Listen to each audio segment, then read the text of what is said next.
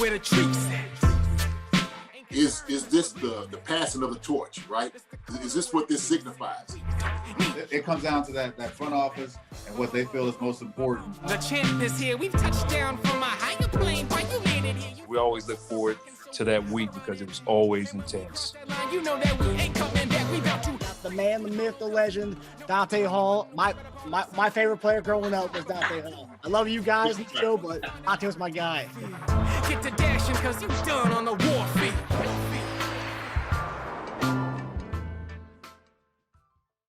This episode of Chief Concerns is brought to you by BetOnline.AG. BetOnline is your number one source for all your sports betting needs. Get the latest odds, lines, and matchup reports for baseball, boxing, golf, and more, and even NFL preseason.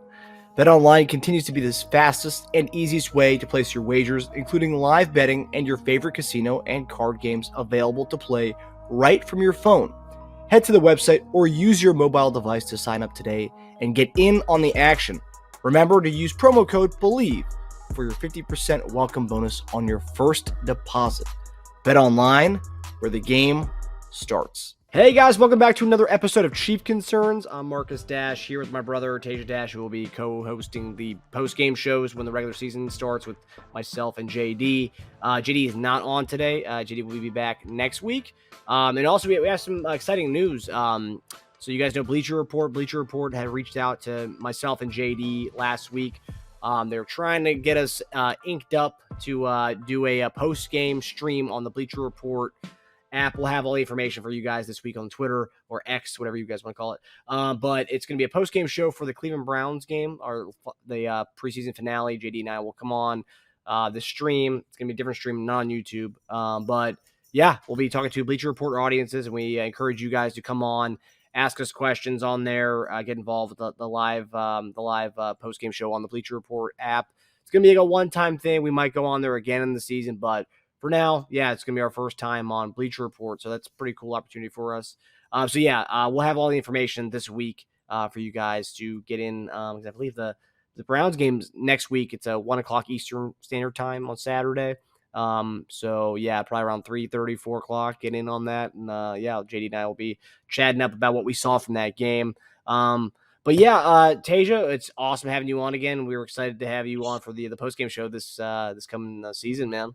Yeah, it's going to be fun. So before we get into some of the takeaways from last week's preseason game, and also just general topics from this week's practice, we had our friends over at Kingdom Kast posted this graphic this week and added Chief Concerns and JD. We'll get JD's input this coming week. It was a fun, nice little icebreaker for the episode question. Okay. It was Mount Rushmore of Chiefs quarterbacks. Who are your 4 quarterbacks on your Mount Rushmore? And I think the way I look at it is like, you can go any way you want with this, but there's 3 main guys. Yes. And then the 4th one, you can have fun with that. That could be anybody, I think. You could argue a few guys in there to be the right answer there, but there's you can have fun with that 4th one. But there's 3 main guys on there. But Teja, who are your Mount Rushmore of Chiefs quarterbacks? Well, I think the obvious ones are Mahomes, Dawson, yes, and Trent Green. Yeah, I think so. And I think as far as Len Dawson, most of us weren't alive when he was playing. But come on.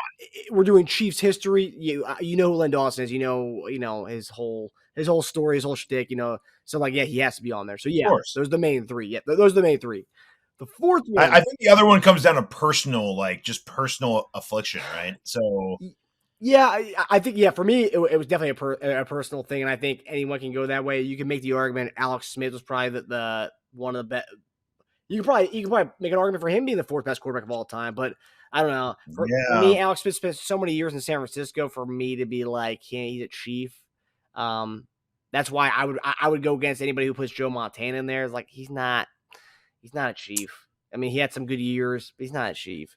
But you can make an argument for those guys being your 4th. But Teja, who's your 4th? And I'll go with my 4th guy after you. Montana has the name, so I think most people will choose Montana because of the name. Alex Smith's a really good one, man. Alex Smith, just beside a ring, he had great stats, and he was a great leader, a great dude. And he had some really good Chief teams that he managed, that he literally managed. I didn't mean to do that. I kind of just slept in, fell into that one. So if it goes personal, I'll go. I became a Chief fan when this guy was our quarterback. I'm gonna go Steve DeBerg. So playing a Super Tecmo Bowl, DeBerg was the quarterback, and that's when I became like a Chief fan. And then obviously Montana took over, and the defense was amazing. But I started becoming a Chief fan. Steve DeBerg was our quarterback, so I'm gonna have fun and make him our fourth guy. I'm gonna get slaughtered for this, but yeah, that's my guy. DeBerg's an interesting one. Like we our other brother who's a Raiders fan, he was such a big fan of DeBerg. He actually had a Chiefs Steve DeBerg jersey, which is just, I mean, as a Raider fan owning a Chiefs jersey, and he had a Steve DeBerg Chiefs jersey, and that, I think a lot of people gave him credit when didn't he break his finger, or like his finger got amputated during a game and he came back out, or what's the story behind that? Because isn't there like a famous thing with him playing a game with a broken finger on his throwing arm? I thought that. Let's just for fun, I'm going to type in Steve DeBerg finger. It was dislocated. Okay, and he played with that. Like they popped it back in and he played. Yeah. He had a metal pin inserted that was exposed out of the skin. Oh, man. Yeah, that sounds pretty bad, right? Oh, God. So he played a good amount. I mean, yeah, he was so old. He came when he was 34. He had 2 winning seasons. So 4 seasons. He had 2 winning seasons, 3 winning seasons technically. He didn't start all year though. But 11-5, 10-5. And then, as we know what happened after that. Yeah. But it's too bad. Guys like Gerback, if they played longer, could have been there up there. He had a good year with us. Yeah. But again, it just comes down to personal. And, I started with, him as the quarterback of the Chiefs. So I want to, have him on there for my personal face rush. There's no right or wrong answer with this. I mean, it's all, who you think. I'm curious to hear JD's, because JD played for some of these guys. So I'm curious to see if he has some guys like Damon Hewitt or Brody Croyle in there. Obviously, we talk about the main 3, and he played with one of those guys. But, like, I'm curious. And also, JD is an NFL fan. So, like, JD obviously would have Len Dawson in there. So, he saw I'm sure he saw some of that. Yeah, so my fourth guy is a guy we've had as a guest on the show, a frequent guest actually. Is my guy Tyler Thigpen. It's crazy how, like, now that we have the show, like, he's like a kind of a buddy of mine. I'll text him during the NFL games, or Instagram, follow each other on Instagram. And likes just funny. Like, one of my buddies was like, dude, like, I got a notification that Tyler Thigpen liked my photo. It was like, because you're tagged in it, so like I got that notification. It's like, that's just random as hell that Tyler Thigpen's liking it, but. Tyler Thigpen, in a time where you only played 1 year with us as a starter, we didn't win that many games. Then we only won 2 games with Thigpen as our quarterback that year. But, like, Tyler Thigpen was fun in a time where, like, there wasn't that much going on in Chiefs Kingdom. It was right before the Matt Castle era began. It was boring offenses. We just ran the ball all the time. Tyler Thigpen comes in. We run this pistol offense. Before Kaepernick ran the pistol in the NFL, Tyler Thigpen was running in the NFL. Yep. I think fantasy football sweetheart. And to this day, I believe he's the only Chiefs quarterback to ever lead the NFL in rushing yards. I don't think that a Chiefs quarterback has ever done that before. Tyler Thigpen did it that one season. He did that, which is crazy that, we had a quarterback that led a league in rushing yards, and it was him.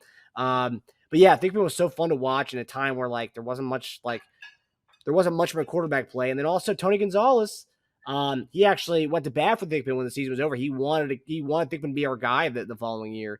And I think that's when he requested the trade out of Kansas City. When Thigpen wasn't brought back, then he finally got his wish to go elsewhere. Force feeding him. He was force fitting him. There's also some really good fantasy days during the Thigpen days. But yeah, also a really nice guy. I think he held, at least up until this year, I think all of his Coastal Carolina records were still in. And I think this past year they were broken. But obviously offenses are becoming more, they're throwing the ball a lot now. And you had a dual threat quarterbacks. But yeah, Thigpen was one of those guys, man. He was a diamond in the rough and also a bright spot to some dark days in Chiefs Kingdom's history. Yeah. Yeah. No Steve Bono love, huh? I was thinking about Steve Bono. I mean, he was a Pro Bowler 1 year with us, went 13-3, had some rough playoff losses. But yeah, I almost want Bono, but like, and that's also another a frequent guest of the show. A lot of these quarterbacks have been frequent guests of the show. But Thigpen's my guy, man. Like, he's so maybe it's just because I having him come on the show, he's like so nice and it's so cool. And I was always a big Thigpen fan when I was growing up. So like, and it's got to go with the personal preference. Huge Thigpen guy. So yeah, I'm biased, I guess, for my fourth quarterback. So interesting fact for all the Chief fans out there. Steve DeBerg in the 1990 season was 6th in MVP voting. Wow. Yeah, I didn't even know that. Damn. That's amazing. I almost thought. And guess who won that year? 1990, Montana. Yep. Interesting. And Warren Moon came in 3rd, so Chiefs had 3 quarterbacks. Yeah.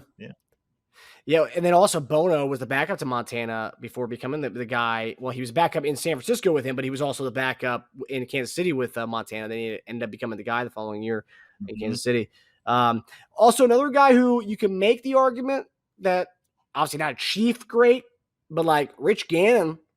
I know he started like 1.5 years with Kansas City. That's true too. He never actually he didn't become the guy in Kansas City. That was when he went to Oakland. He became the guy. But like, gosh, could you imagine the Chiefs had Gannon during the Priest Holmes era? Although I mean Trent Green was great with us, so like it's not. But yeah. So yeah, Rich Gannon you could make an argument for that too. But if we're going like Chief guy, Rich Gannon's probably not a Chief guy. Okay. And yeah, also I think during the Rich Gannon years, we had Rich Gannon and Joe Horn. Can you believe that? We had Joe Horn and Rich Gannon on the same team. If only those guys stuck it out in Kansas City. I know. But so yeah, I'm curious to hear your guys' thoughts on our fourth Chief quarterback, and I can't wait to hear JD's his 4 guys. It's gonna be very tough for him because he's got a lot of favorites. But anyway, so we're gonna go into our Chiefs talk for what's going on right now. So we're gonna go into the wide receiver room. So a lot of stuff happened this past week. Luckily, we dodged some bullets here, but we're going to go into it nonetheless. So this past weekend during our first preseason game, Justyn Ross, Nico Remigio, and Richie James looked the part. These are 3 guys, well, mainly Richie James and Justyn Ross, that JD and I have been big fans of all offseason, all training camp at least, even before training camp. Nico Remigio, I was a huge fan of him at Fresno State. When we picked him up, I was really excited about that. I did not think he was going to be flashing what he's been flashing, so it's amazing that he has been. But anyway, and they had great games on Sunday. Fast forward to this week, there's a little injury bug in the wide receiver room, and kind of scary. We dodged some bullets. Justyn Ross had an apparent knee and hamstring injury. He was carted off. That was the tweet everyone saw. Justyn Ross carted off, but he was in the front seat. We found out after the fact, and then Andy Reid said, "Oh yeah, it's a knee and hamstring. We're still seeing what it is. How bad it is." The next day, he's out in the field. He was fine. Nico Remigio sustained a dislocated shoulder. Has not practiced since. So that's something to keep an eye on as far as that. He was a guy who's fighting for that last receiver spot. And then Emar Smith Marset was also carted off with Justyn Ross, groin injury. But however, Ross and Marset are back and they were practicing a day later after those injuries. Nothing serious, but the receiver depth is an interesting one because we've talked about how deep we have it and how young this receiver depth is. However, if all these guys are getting injured, plus Tony's already out with his meniscus tear or partial meniscus tear, it's kind of interesting that so far in the season we have so many nicks and bruises to this wide receiver group, and that's scary.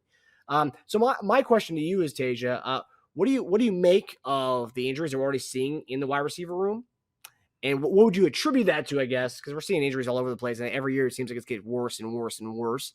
What would you attribute the injuries to, the injury bug to that you're seeing?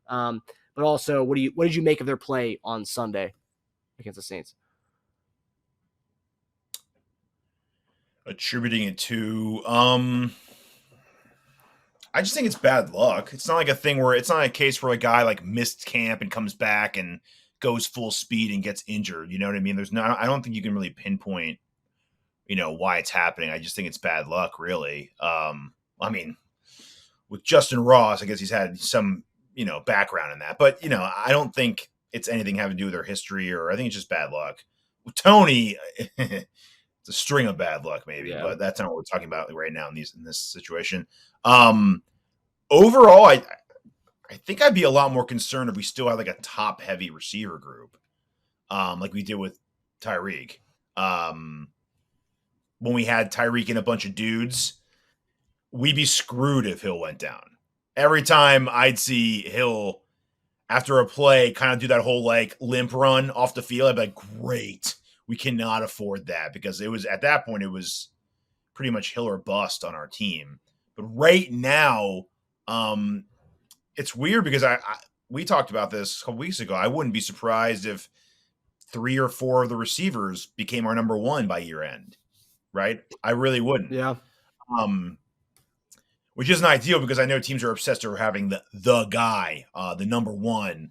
But we're also seeing way more teams nowadays have like 2 stars in their team. You got, Waddle and Hill. You got Higgins in Cincinnati as the number 2.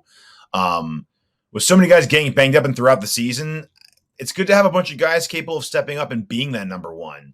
So receiver's one of the few positions I'm not that concerned with having little nicks, and I think we're going to be cautious with them all year. I think I read a report we're not going to rush Tony's day by day, and we're not going to rush him back by any means. Good. You don't need to. We have so many. When we're talking about, there's a lot of different conversations with Chiefs, mostly Chris Jones, but the other one would be like receiver and how deep we are and who's going to make it. And that's a good problem to have, especially when you have a lot of little bumps and bruises here and there that are keeping guys out a couple days. I'm happy with it. I think we're looking good with guys like Moore, Ross, and Rice. Ross looked good in the game. I know his TD catch was big, but the other one, the sideline, it was a sideline throw, I think, right? Yeah, it was a hitch on the sideline. Yeah, that was a more impressive route to me. I think he looked great on that one. Skyy, I hope to see more of this weekend, more reps. And MVS, we already know what he offers. I don't think he has to really show anything in camp or in preseason games. Rice had the drop and a false start, but other than that, he looked good. And it was his first real action in the NFL. So, if he has little jitters, I'm not that concerned about it. Growing pains and nicked up, I'm okay with. I'm not okay with like big time injuries when we saw carted off. After a while, though, I will say we're going to be less concerned with carted off, because it seems like these guys get carted off when they have cramps now. Yeah. So like I chalk it up to another wait for Rappaport to report on a bad injury before I get freaked out anymore, because these guys are being carted off for everything. Yeah, it's that hill they have at St. Joe. They don't want the guys to walk up that hill. They want them to like take the cart up if they have like any kind of thing, which it makes sense.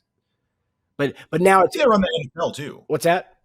You see that around the NFL too. Like guys just get carted off for like small injuries now. Yeah, I guess for me, it's like one of those things now, because we've been so ingrained to when you hear carted off, that means, oh shit, something bad happened. But now it's like, wait, like, no, that doesn't mean anything, just wait. But with Justyn Ross, with his background, obviously his spinal thing wasn't a football injury, so that's one thing everyone always says it's not an injury, it's something he had. But like with his ankle, his foot thing, that was really the only nagging injury he had. So like, not really much of an injury history there. He's got a medical history. Not really much of an injury history there. But yeah, when you see Justyn Ross carted off, like, oh shoot, like what does that mean? And then you hear more like, oh no, he was riding in shotgun. Oh no, like it's just preventative. They didn't want him to walk up the hill. But yeah, no, I agree with you. I think it is interesting. We are so deep, and like it with specifically Skyy, Rice, and Ross. One of those 3 may emerge as our number 1 receiver. It wouldn't surprise anybody if it's either one of those guys. And the crazy thing about that is this Ross is like an undrafted guy. So the fact that we're saying right now, it wouldn't surprise me if he looks like the number 1 receiver by the end of the season. It's like did we struck gold? And it looks like it so far. And what I want to see this weekend, and we can get into that more later, but like what I want to see this weekend, I want to see what Ross did with Buechele. I want to see that with Mahomes and the ones, and Mahomes and the ones are supposed to play the first half, which I don't see them playing the whole first half. but they'll play a lot more than they played last week. Hopefully Ross gets inserted in that lineup. Richie James, another guy who looked really good, another guy that JD and I have been big fans of. I'm really excited about what he can do in this offense. He looked great with Daniel Jones, and we know how average we think Daniel Jones is. He looked amazing with Daniel Jones last year. He looked great the last weekend, and I know it was weird how they kept trying to give him like the corner route to the back of the end zone. A 5'10" guy, we're trying to get a corner route to him. Hey, it worked out. He scored. Yeah, he scored a touchdown though. So I mean, obviously it worked. Yeah. But yeah, interesting route for that kind of guy. But it shows he can do the underneath stuff, and he can also do some of that. But yeah, I love what I see from Richie James. I think Richie James is one of those guys you can get him late in your fantasy drafts. And I think he can have a sneaky like good year as far as like being a PPR type guy, like a nice possession guy. I think he's going to look great. I think Skyy Moore is going to look great, but I think people are going to overdraft Skyy Moore just because he's got the name and high draft pick. He's been with the offense for another year. Yep.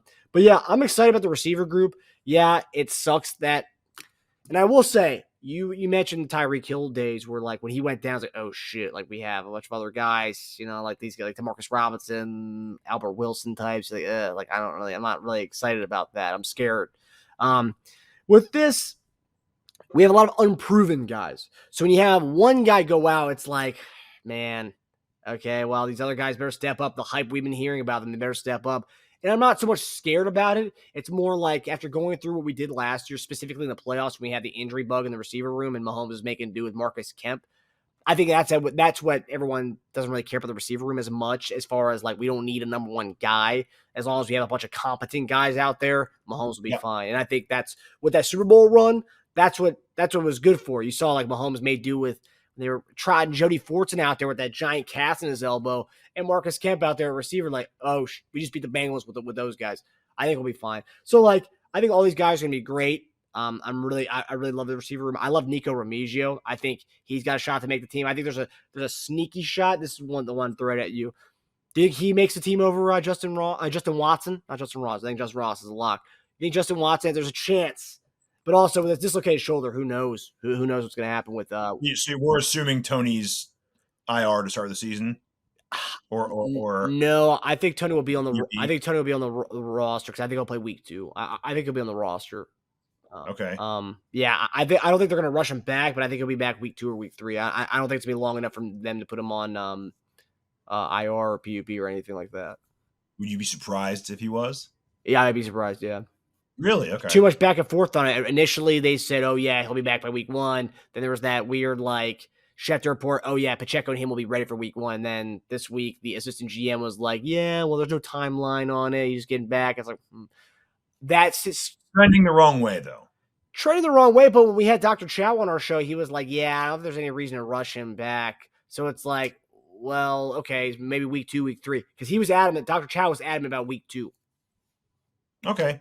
Okay, well then in that case, then Tony, Skyy, Rice, MBS, 4 definites, yep. Right? Richie James, yes, 5th definite at this point. Yep.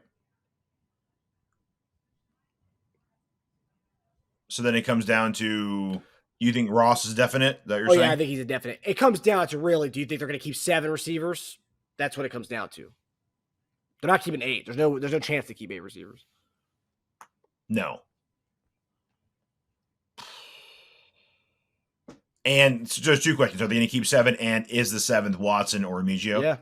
And this is also pending Remigio comes back from this dislocated shoulder, because obviously dislocated shoulder is no joke, especially as a receiver who has to do this. And I don't know. He's made. If we kept 7, it would be Watson. You don't think Remigio's got a chance? Mm. Yeah. I don't think so either. But who knows? I think he had a chance, and if this dislocated injury is, it keeps him out of this, like he doesn't play tomorrow, which I don't think he's going to, with only a couple of days after a dislocated shoulder. If he's out tomorrow, I think it's done. I think he'll probably be on the practice squad. I think it's a lock practice squad coming up. Yeah, for sure. Yeah. Unfortunately, though, because Remigio looked really good all throughout camp. It's like dislocated shoulder for a receiver is it's a tough injury to have. So we're going to get to another dislocated shoulder, and that's our next topic here is our tight end group. I wanted to hear JD's take on what he thought about this, because JD's a huge Jody Fortson guy. He's been on that guy's train for a long time. But Yeah, so Chiefs placed tight end Jody Fortson on IR due to a dislocated shoulder. So yeah, these injuries are no joke. Dislocated shoulder is not a joke. Obviously, there's different levels to it, how severe they are, but obviously this is on IR and he's done it. And I posted on Instagram a couple days, 2 days ago that he did the surgery. It went fine and everything.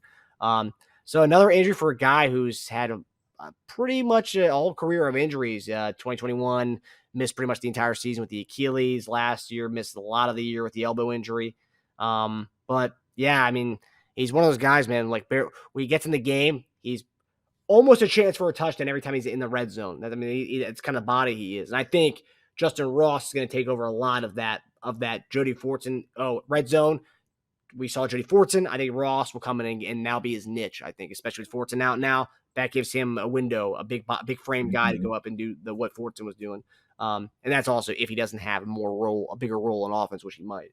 Anyway, what do you make of Jody Fortson's future in Kansas City? A lot of people think this might be the last of Jody Fortson in Kansas City. Just because days might be numbered after this. And then also keeping in the tight end group, you got the last tight end spots. We have Kelce, Noah Gray, but then it comes down to that last spot, which is Blake Bell and Matt Bushman. Originally, the conversation was, are we going to keep 4 tight ends? Now, are we going to keep 3 tight ends? And who's going to be that third? Well, we are going to keep 3 tight ends. Who's going to be the third tight end? Poor Jody. Another 1-year deal, another paying him to pretty much just rehabbing to recoup, right? It's just too bad. It would have been nice to see his, role expand, at least in the red zone, but sad setback. Really bad luck with injuries.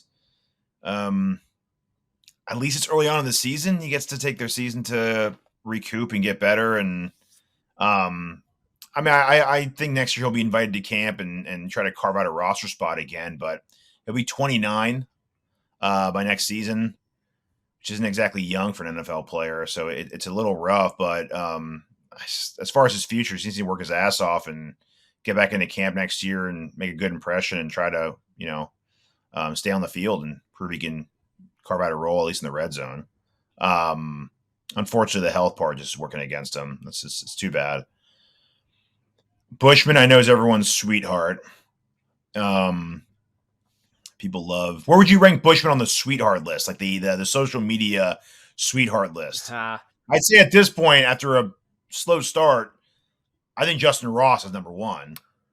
It's turned around though, because at first you had a lot of the Chiefs media people who didn't want to give him the roster spot, and then they saw that it was undeniable his talent. I mean, no matter what bullshit prediction they had, his talent's undeniable. The Chiefs media team knows how good he is. That's why they're posting the clips of him every day. They know what the Chiefs Kingdom wants. I never understood why they were so reluctant anyway, but yeah, I think Ross is number 1. For a little bit there, Prince was number 2. Our guy Deneric was number 2 on there. Yeah, that's true. Yes. But now that's gone the other way. Now they're LaMichael P. Ryan fans now, which I don't know where that came from. Not dogging P. Ryan, but it's out of nowhere. Watson, actually, you know what? Watson's ahead of Ross still, because the reason why there was so much push for Ross, I'm talking the Chiefs media, specifically the people in the Kansas City media. Oh, I was saying like social media, but yeah. Social media, yeah, it would go Ross, then Prince, and then Bushman's gotten a lot of love, yeah. But I was saying Bushman's gotten a lot of love. Overall, though, Watson's gotten so much love from the Chiefs media, and I had barely seen any clips of him doing anything during camp. But for some reason, he's such a nice guy. He's got great sound bites. He's got a role in special teams. He's getting rolled. He's getting rotated in with the ones. Like, dude, why? Why are we here? Why do you think he hardly played in the preseason game? It's because he's that good. Yeah, that's another good one I like. Like, how come I haven't seen one clip of the guy? If he's rotating with the ones and doing all this stuff, I've seen maybe one clip in like 3 weeks of training camp. It's training camp's over now. I saw maybe one Ross or Watson clip. Like, dude, enough, man, enough. But I think that's one guy who's gotten unjust love from the media when I haven't seen any clips from him. But anyway, yeah. Defenders. Who's like? We don't have a lot of sweethearts on defense, do we? No, we mean like a Ben Neiman, Daniel Sorensen type guy. Just a guy that people are raving about. Like a Bobby Scipio of defense. No, Nick Jones. Okay, yeah. You mean Connor too? People a little bit. Him. What's that? Even Connor too. Yeah. But those two, I would say, have been Nazi. Our guy Nazi was the first starter. He was. Yeah. That's no shame. But I would say Nick Jones and Chamari. If we have to keep one, I think we go Bell, better blocker, and it looks like he might be our fourth one bell cow. So yeah, he's a more reliable vet. I can just see Andy sticking with that. Yeah, better block. Bushman, he's the type of guy you could probably get him back in your practice squad again. Exactly. Yeah, and also you never know what they do with the injuries and stuff. They may put some guys on IR where they can go ahead and put somebody back on the roster again. I'm curious to see what they do with the running back situation and the tight end situation. If they go 4 tight ends, or they go 3 running backs, or they go 4 running backs, 3 tight ends, and they keep 7 receivers. I'm very curious to see what they do with that. It's gonna be interesting because I think they are going to keep 7 receivers. So what are you going to do? You can't keep a million tight ends, and you can't keep everybody, Yeah. But keeping 7 receivers opens it up. It makes it harder to keep all the tight ends they want to keep. Yep, that's true. But the conversation's so interesting though, because it originally went from, are they going to keep 4 tight ends? Because a lock that Fortson was going to make the team. That's what people said.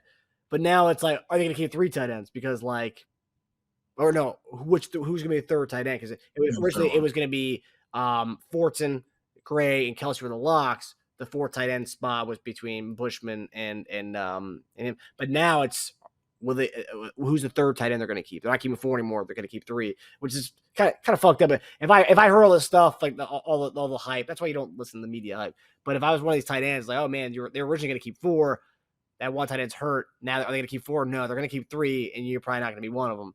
But yeah, I mean, the fact that Bell has that 4th and 1 QB sneak roll, which failed miserably against the Saints, and it's kind of been on the downward trend of not working recently. If you go back to last year, it didn't work a lot of the time. That he's got a niche carved out for him outside of being the only blocking tight end we have. But true. Yeah, I agree. The blocking tight end part definitely helps him a lot. It saves him. That's what it is. If Bush was a better blocker, I would say, he had a shot because he's a pretty good receiver. But and also he's a BYU background. Andy loves his BYU guys. True. I agree. I think Blake Bell's the 4th or the 3rd tight end on the roster. But who knows? A lot of time left in preseason, man, to see if any injury happens. Training camp, every day there's a new person on the card. So we'll see what happens. But I think as of right now, the 3rd is Blake Bell, and I don't think it's close. Actually, I think people think it's closer than it is. I don't think it's close at all. The next topic I wanted to talk about is the kick return. Obviously, you guys know we love talking about special teams on here. Okay. Maybe one of the few shows that likes to talk about special teams. I think people just mull over it. It's a big part of the game. But anyway, last week we talked about the special teams being a big deal. We're going to watch that, something to look at. Dave Toub said he wants everybody to return, no matter how deep it is in the end zone. He wants everybody to return it. JD has a problem with that, even though it's special teams, but JD likes to practice the way you're going to play in the regular season. So if it's in the end zone, let it be in the end zone. Get the ball to 25, call it a day. But Toub wants to see what he's got from his return men, which is fine. So we got to see a little bit about our starting kick returner, Deneric Prince. So got the starting 9 at kick return. He had 2 returns. One he caught at the 4, brought it to the 24, so 20-yard net gain there. The other he caught 4 yards deep into the end zone. This is the one that I wanted to ask you about. Caught it 4 yards deep into the end zone. Took it to the 13. So netting around 17 yards, but getting it at the 13-yard line. Giving us a horrible field position. I mean, this happened a lot last year, man. When Pacheco was taking out the end zone and giving us the 15. Dude, take the touchback. Let's get to the 25, man. We can't be leaving. Every inch matters in the NFL and football. So there's 2 questions here. A, do you like this philosophy that Dave Toub has?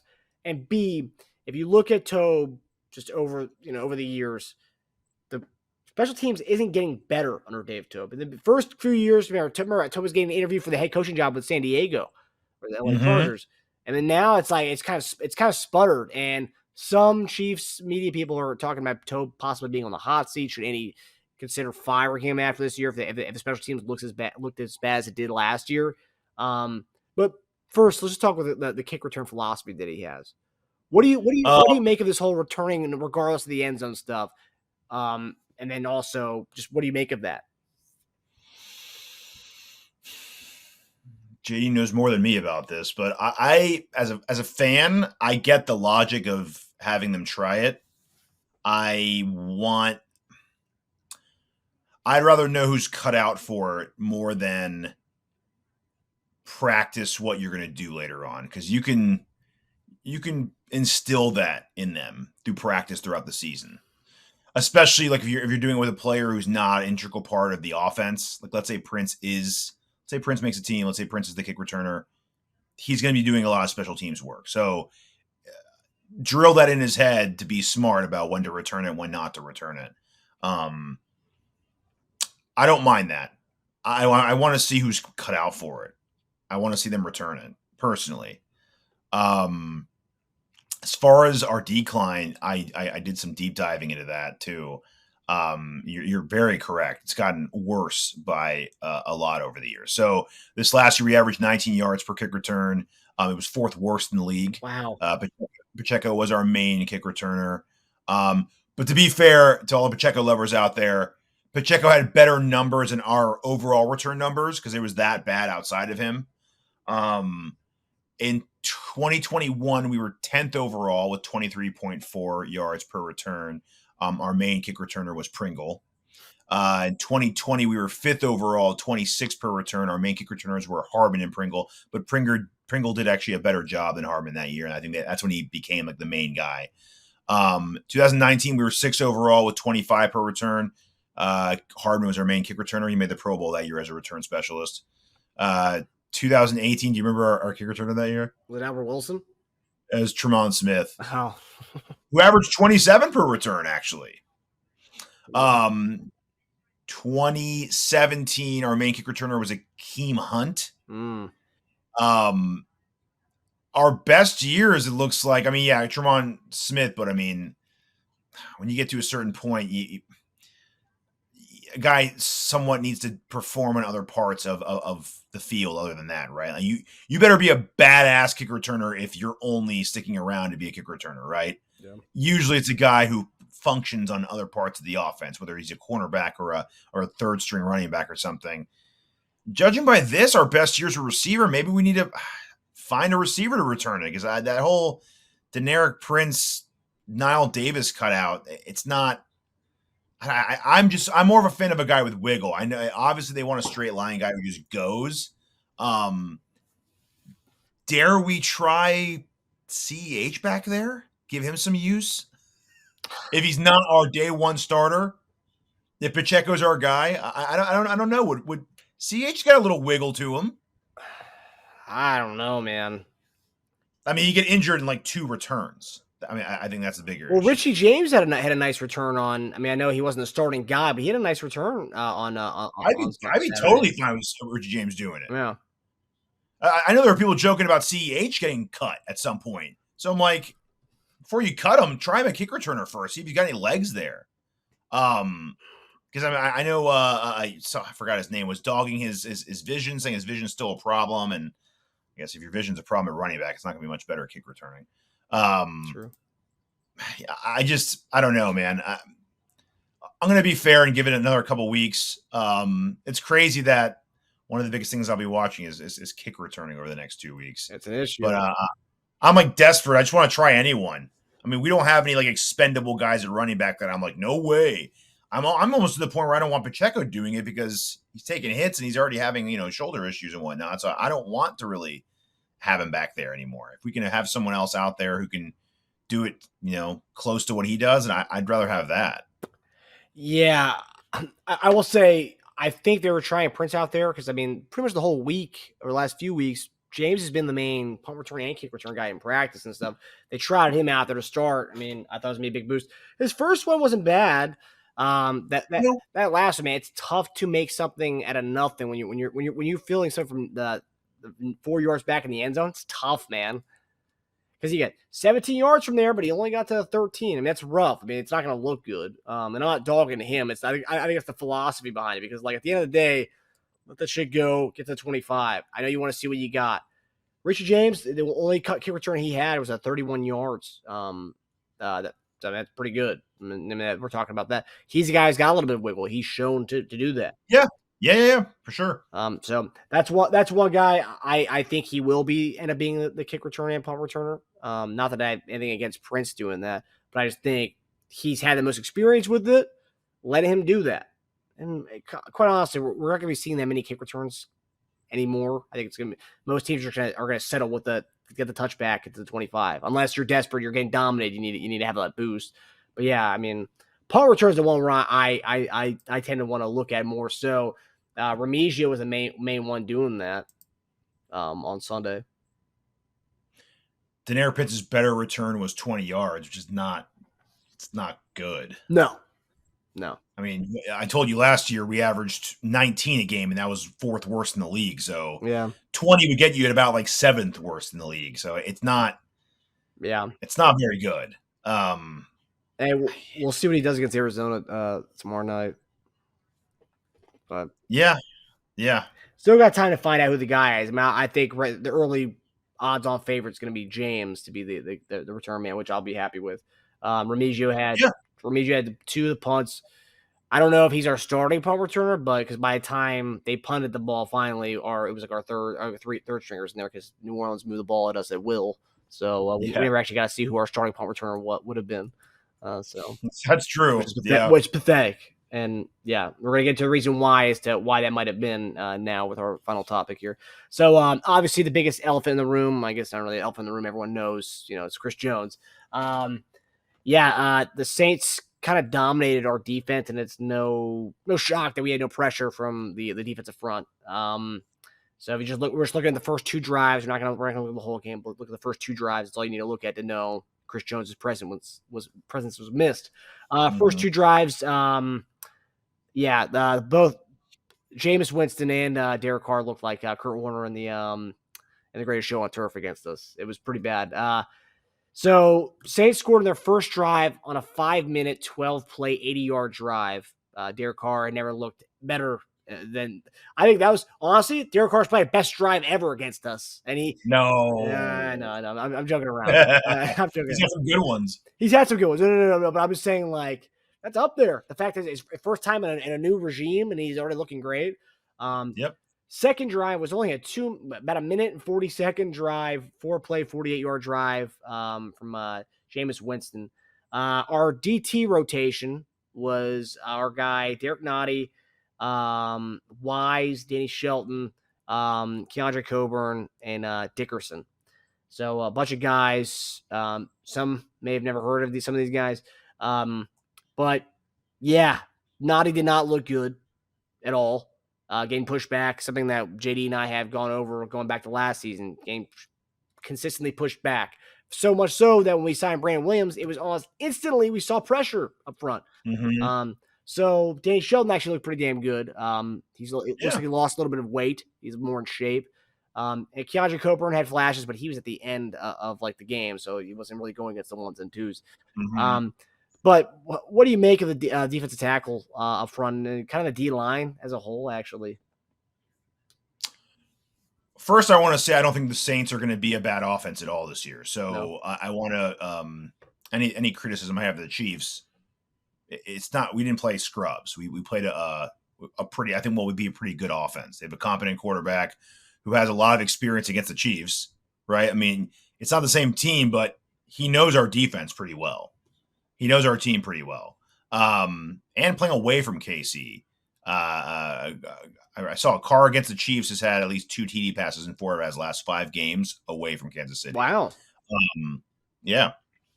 Kamara played good. He looked good and played. Olave and Thomas are 2 good receivers. Talking about like 1A and 1B. I mean, they have a good offense. So I don't want to say like we look like garbage against a garbage team. We had problems all over defense. It wasn't just D-line, though. Like our secondary couldn't cover. We were letting the one that Olave dropped, that would have been for a good gain, too. He had that ball. We couldn't cover the short routes. I mean, that's all they were really doing on us. I mean, they were really picking us apart everywhere, to be honest with you. But I might make an argument for us being more worried about our secondary because we're not missing like a Chris Jones caliber player over there. At least we can look at our D-line and be like, we're missing Chris Jones, it'd all be fixed. But we don't have that all over the field. So I was worried about the lack of push, specifically middle of pass rush. It's bad when your most explosive pass rusher was Shelton. You're like, oh, Rough. shit, we're in trouble. Yeah, it's obviously a problem, but at least we can identify what it is. No one's going to replace Jones. We know that, right? So only two people that are happy about the performance, by the way, are Chris Jones, because he could stand his ground and want his whatever the hell he's asking for, and Campbell, because the longer that Chris Jones stays away, the better chance he has of not facing him and seeing that same defense come to Detroit. Yep. So we need to get Chris Jones back as soon as possible, at least before the season starts. That's all it shows. Yeah, Dan Campbell actually made a comment about that yesterday, saying that he was he liked what he saw out there, and he hopes Chris Jones waits a little longer to come back. I bet. I don't know if I was a Lions fan, I don't know if I'd like that. Your coach happy that one of the players isn't going to be there. It's like, I don't know, like, don't you want to play the team's best? Like, it's rooting for a guy not to be there, whatever. Yeah. But I'll say, like, yeah, the secondary, that's troublesome because they those are our guys. It all starts up front, though. So, like, if you're not getting pressure, you get all day back there. Your secondary looks awful because the quarterback's got all day to get back there, to do his thing and pick you apart. So that's one thing. But as far as the D line, the D tackle situation, we know, right? Like, you have two weak D tackles, but then you bring Chris Jones, you only have one weak D tackle, and any kind of weakness you have from the other one, it's less because they're putting more emphasis on doubling Chris Jones, and then it gives you a better one-on-one with your other D tackle. But the one thing I'm looking at, at least for the beginning part of the season, we're banking on a sophomore growth from Karlaftis. He ended the season on a high note. If you look at his last 6 games, he had 4.5 sacks or something like that. We're banking on a sophomore boost to him continue to grow. Yep. But then we're also banking on a rookie, King Felix, to come in and do his thing. And yeah, he had a nice pressure on Winston, but I didn't really see a very fast get off from him. Obviously his whole thing was, he was kind of like a do-it-all. Like, he wasn't super fast edge rusher. He wasn't a super strong guy. He was kind of the best mix of everything. Really good bend. Good bend. So that was his thing. We're going to have to see that come right away. And obviously we have Mike Dana. So we have some rotation of guys there, but I'm really worried about edge rushing. I don't think there's anything you can do. People can say, go get Dunlap. That's fine. It's good. It's a good guy to get. I don't think it's something going to improve anything. Because not having Amanda who's going to hurt for this first 6 games of the season. It really stings.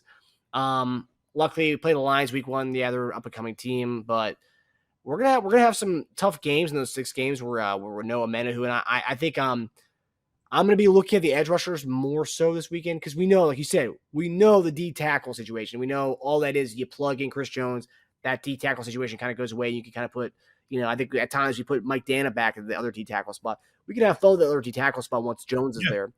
But the edge rush, and yeah, Jones being there will help the edge rushers too because it'll also, the O-line's going to be focused on him, allowing other guys to do stuff. But we're banking a lot on the young guys, and that's one thing that we did with the secondary last year, and it worked out, and it hit. This year we're doing that with the edge rushers. There's no more Frank Clark. There's no Dunlap. It's literally Karlaftis and whoever else is on the other side. I did like B.J. Thompson, his get off. We knew he was a fast guy. That's get off. That was amazing get off. And that doesn't matter who you're going up against. He just looked fast. His coming off the ball like that was amazing. What did you think of B.J. Thompson? And do you think a guy like that, he gets add some weight, add some bulk to him, add some girth to him? I think he could be a rotational pass rusher. Definitely situational for sure. That one, especially that one clip everyone showed where him just bursting out. That was awesome. That's not what Felix is not that. No, right? No. He's a lot bigger than him too. So, but I just see another thing about Felix too was his reaction to offensive tackles. He's very good at the second move. So I think that will help too. He looks pretty polished. He doesn't look clueless out there, and he's not just relying on his athleticism. So that I do like as well. I want to see more for sure. But yeah, Chris Jones will help the entire line. It's not just D tackles, right? And like they did against the Bengals. They'll put him at end sometimes to get, change it up. So I just think he's our Mahomes on defense, dude. Yeah. If Mahomes wasn't playing right now, we'd be picking apart the guys around him right now, and it wouldn't be fair. Yeah. We have a massive hole. Like, it's not just a good player; it's a massive salary hole at that D line and in our defense. There's a reason why he's standing firm on his demands. He's worth it. Mm-hmm. And he's got all the leverage in the world after watching last week's display. And if there's a similar performance from the D line this weekend, there you go. There's more leverage for old Stone Cold Jones. Even if we do have a good game, what's he? Oh yeah, really? Okay, go against the Lions. See what happens. True. So it's like, even if we have a good game, he's gonna be like, okay, yeah, that meant a lot. Yeah. Take that to Detroit and see what happens with that. Yeah. So I mean, there was some optimism this week though. Joe Cullen, the D line coach, during his presser, briefly, it was like a 30-second clip, but it was just said that he's been in contact with Chris. I've been talking to him about his conditioning, all the stuff he's been doing and stuff, and we'll figure it out when he gets here. So it was like a when he gets here kind of thing. Like, we'll hammer out the other stuff when he gets here. Like, okay, it was more of like a when, not an if. So like, obviously, $50,000 a day, man. I think he's crossed over the $3 million threshold or the $2 million threshold as far as how much money he's given up with this. I'll make it back. Sold out. He will, yeah, for sure. Just interesting. And then Andy Reid also made a comment about when he gets here or whatever. So like, it seems like it's coming to an end now that training camp's over. It seems like that's not, that's one thing some of these players don't, especially the vets, they don't want to go to training camp. They don't want to do all that BS. Like, and obviously there's a lot of stuff that comes with training camp, the camaraderie aspect, the chemistry, all the stuff, just getting in the grind, getting in game shape. So there's a lot with that. But also some of these vets, they've been there, done that. They don't really have to go there, especially a guy like Chris Jones. So like, now that it's over, I'm hoping that we'll see something maybe next week, the first non-week of training camp. Maybe he'll be back. Because I think we're all tired of this, seeing the Michael Bay posts, the guy who quit the team. Didn't even make any sense. And then all the cryptic messages. And then also, I don't know if you saw today, someone made a GoFundMe. Is that a joke though? Is that serious? I thought that was a joke. Someone actually made it. But yeah, someone actually made it. But Chris Jones said, don't pay anything to it. That's not me. Don't do anything with that. So yeah. But the fact that there was $43,000 in there, man. Who the hell is giving money to a player? I know we're all Chief fans. We want these guys to come back, but come on, guys. It was literally, the goal was $10 million, and there was $43,000. Can you imagine that being the future of like getting guys to report, having people like send in money, trying to close the gap? It's crazy. I mean, I hope it never comes. Public funding for signing bonuses, dude. I mean, crazy. I mean, these are rich owners. I mean, there's no reason why why fans should do that. The fact that 43,000 gullible people did $43,000 worth of money. I don't know how many people did that, but crazy. There's a lot of other things people could be giving money to. We're already public funding. When you pay for the ticket, and when you buy tickets to go to the game, and when you buy concessions, and when you go buy jerseys, like, you're already giving money. You don't need to give any more. Yeah. When I saw that, I was like, I couldn't believe it. I couldn't. Yeah, I mean, some people are very gullible. That's just to say it in a lightly way, I guess. But yeah, so before we head out of here, what are the three things you're looking forward to for week 2 of preseason? What do you want to keen in on? I think I touched on some of them, but what do you? I think we've hit it on the head. I'm looking at D line. I'm looking at receivers, and I'm looking at I'm always looking at Mahomes. That doesn't count though. So D line, receivers, and I mean kick returns. I'm everything we talked about is what I'm going to be watching. Yeah. I'm right with you on that. All three of those things. So we hope you guys enjoyed the episode. Hope you guys enjoyed the preseason game tomorrow night.